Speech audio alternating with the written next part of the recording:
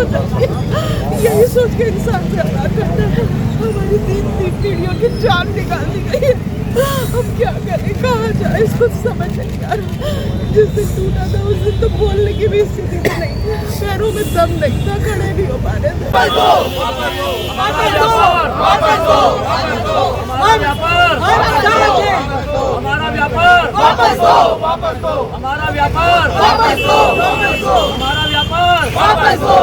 जिस तन लागे वो तन जाने, कोई ना जाने प्रीत पराई।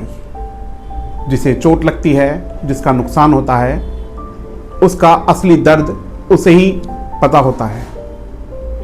दूसरा कोई उस दर्द को महसूस नहीं कर सकता। नमस्कार, मैं नितिन कुमार, आप देख रहे हैं एनटीवी नेशनल। जैसा कि आप जानते हैं कि मेरठ का सेंट्रल मार्केट बीते कुछ दिनों से चर्चाओं का केंद्र बना हुआ है। विषय है कॉम्प्लेक्स संख्या 661/6, जिसे आवास विकास की टीम और जिला प्रशासन ने अवैध बताकर गिरा दिया, ध्वस्त कर दिया।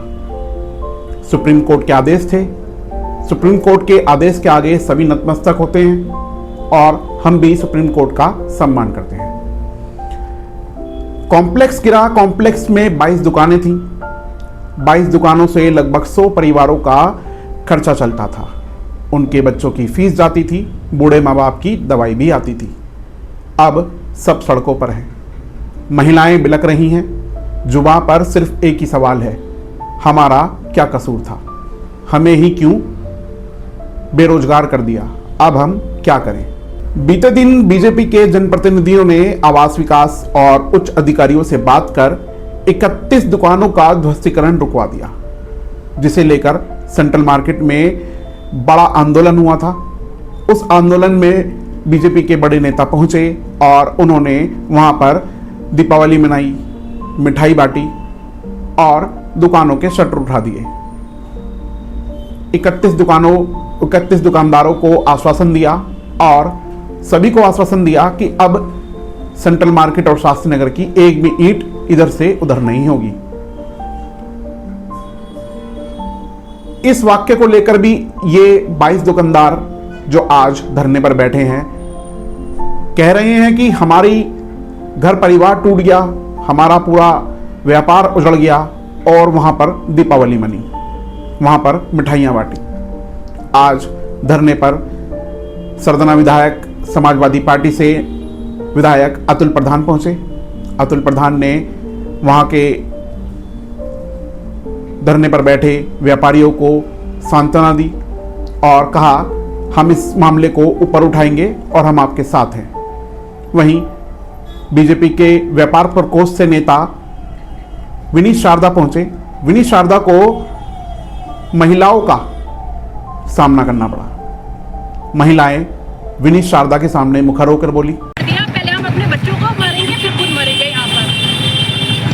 और एक बुलडोजर हम लोगों पे भी चलवा दिया जाए। चलवाया उसने बुलडोजर चलवाया। आप कह रहे हो भाजपा हमारे साथ है क्या? इस तरह साथ हमें सड़क पर खड़ा करके, हमारी इतनी बड़ी बिल्डिंग थी, आज हमारे पास कुछ भी नहीं है, हम सड़कों में खड़े हैं। हमारी जो इमारत थी ना, ताज के पत्तों की तरह यूं ढा दी उन लोगों ने। हमने 10 साल लड़ाई लड़ी, कहाँ हमने झूठे नहीं रगड़े, हमने इतनी माफिया मांगी। जो अभी कसूर क्या था? 10 दिन पहले इतने बड़े शोरूम खुले हैं सोने के, उनको बचा लिया गया क्योंकि अमीरों के साथ सब खड़े हैं। एक योगी जी ईमानदार होने से कुछ नहीं होता, अंधा कानून है तुम्हारा। उसके बाद भी हमारे यहाँ पर अर्थियाँ पड़ी है, वहाँ पे पटाखे छूटे हैं। बना दिया भाजपा ने। हम सारे जिंदगी कहते रहे हम भाजपा ही है, भाजपा ही है। ये हम नहीं खड़े, हमारी लाशें खड़ी हुई हैं। ये हमें तो खड़ा होना पड़ेगा अपने बच्चों के लिए। क्या करें? हम अपने बच्चों के लिए खड़े हैं यहाँ। कोई एक बंदा नहीं आया हमारे घर, किसी एक का नाम बता दो। आप में से किसी के घर आया कोई? यहाँ तक गए और लड्डू बांट के रो रहे हैं, सब लड्डू बांट रहे हैं। उन्हें शर्म नहीं है, उन्हें शर्म नहीं है। 4 बार फोन किया, मैं घर जाना चाहता हूँ, सबके घर आना चाहता हूँ। बेटी तेरी आंसू हमारे, तेरी तकलीफ हमारे, तुम्हारा कोई दोष नहीं। तुमने जो कहा बिल्कुल मन की बात बिल्कुल सही है। नहीं, आपका फोन आया था, मैंने किसी और की बात मैंने क्या चाहा उनको मैं घर आना चाहता हूँ। अब 22 के 22 परिवारों में जाना चाहता हूँ। अब मैंने कहा 5 लाख रुपए सीधे शुरुआत में देना। बुलडोजर के आगे कि हमारे बस इतना कर दो, इतना कर दो। हम समझते हैं मित्रता ऐसी ना निभाई किसी के साथ ऐसी मित्रता ना निभाओ। अंदर किसी का नहीं उधर क्यों सर्वोच्च न्यायालय का ऑर्डर खत्म हो गया था, एकदम ही अचानक ही खत्म हो गया कि ये बिल्डिंग गिरे और ऑर्डर खत्म करें। ऑर्डर तो सेम था ना, सेम था ऑर्डर। तो आपको बर्बाद करना था। नहीं, हमें बर्बाद करना था, हमें बर्बाद कर दिया। अगले दिन ऑर्डर आ गया कि नहीं जी आश्वासन दिया जाएगा आपको, लड्डू बांटो, जय श्री राम, जय श्री राम, पटाखे फोड़ो। हमारी लोगों ने हमारी शटर कौन उठाएगा? हम कहाँ बैठेंगे? हम कहाँ बैठेंगे? अपराधी के बच्चे हैं ना वो। हमने क्या हस्बैंड दोस्त सुबह आके यहाँ बैठते थे, पानी पिला नहीं से हमने सब कुछ लिया। पानी अपने हाथ से किसी का बचपन से मेहनत, किसी का फायदा नहीं हुआ। बेटी है हमारा फायदा अपने मन में रखो, जब तक ये काम ना हो तब तक अपने दिमाग में गुस्सा रखिएगा। हमें उन भाजपा नेताओं से बहुत ज्यादा नहीं माँ आप सॉरी क्यों बोलेंगे?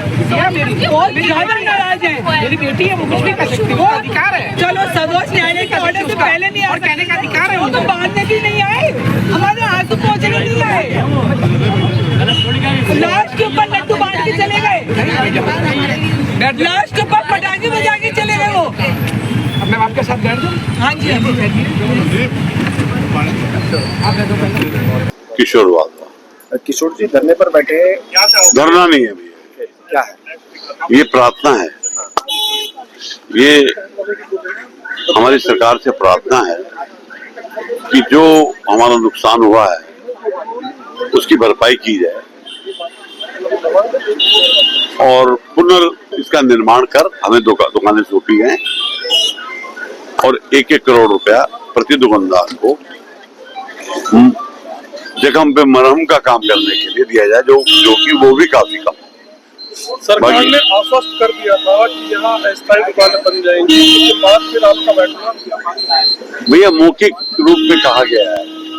रोज इनके स्टेटमेंट आवास विकास में एक दिन का बन जाएगा, दूसरे दिन का लखनऊ से परमिशन लेनी पड़ेगी, तो उनके रोज स्टेटमेंट चेंज हो रहे हैं, तो हमें इन पे भरोसा कम।